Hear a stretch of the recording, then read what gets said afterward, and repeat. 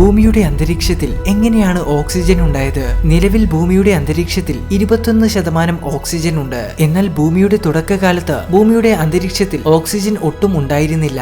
അന്ന് വോൾക്കാനിക് ആക്ടിവിറ്റികളിലൂടെ പുറത്തു വന്നിരുന്ന hydrogen, helium, methane, ammonia, carbon dioxide തുടങ്ങിയ വാതകങ്ങളായിരുന്നു ഭൂമിയുടെ അറ്റ്മോസ്ഫിയറിൽ ഉണ്ടായിരുന്നത്. എന്നാൽ കാലക്രമേണ ഭൂമിയിൽ ജീവൻ പരിണമിച്ച സമയത്ത് ആദ്യമായി ഫോട്ടോസിന്തസിസ് നടത്തുന്ന സയാനോ ബാക്ടീരിയകൾ സമുദ്രത്തിൽ രൂപപ്പെട്ടു. പിന്നീട് 1 ബില്യൺ വർഷങ്ങൾ കഴിഞ്ഞപ്പോഴേക്കും ഫോട്ടോസിന്തസിസ് നടത്തുന്ന കൂടുതൽ സൂക്ഷ്മജീവികൾ ഭൂമിയിൽ രൂപപ്പെട്ടു. പിന്നീട് ഇവ വലിയ രീതിയിൽ ഫോട്ടോസിന്തസിസ് നടത്തുകയും അതുമൂലം വലിയ രീതിയിലുള്ള ഓക്സിജൻ ഇവ അന്തരീക്ഷത്തിലേക്ക് പുറന്തള്ളപ്പെടുകയും ചെയ്തു. ഇതിനെയാണ് നമ്മൾ എവല്യൂഷനിൽ ദ ഗ്രേറ്റ് ഓക്സിഡേഷൻ ഇവന്റ് എന്ന് വിശേഷിപ്പിക്കുന്നത്. പിന്നീട് കാലക്രമേണ ഉണ്ടായ മരങ്ങളും മറ്റു മൾട്ടി സെല്ലുലാർ ജീവികളും ഭൂമിയിലെ ഓക്സിജൻ പ്രൊഡക്ഷനെ വലിയ രീതിയിൽ സപ്പോർട്ട് ചെയ്തു. നിലവിൽ ഏതാണ്ട് നമ്മുടെ ഭൂമിയുടെ അന്തരീക്ഷത്തിൽ 21% ഓക്സിജൻ ഉണ്ട്. എന്നാൽ ഈ ഓക്സിജൻ നമുക്ക് ശ്വസിക്കുന്നതിന് വേണ്ടി മാത്രമല്ല, മറിച്ച് നമ്മുടെ കാലാവസ്ഥ നിയന്ത്രിക്കുന്നതും അന്തരീക്ഷ താപനില ബാലൻസ് ചെയ്യുന്നതും ഈ ഓക്സിജൻ ആണ്.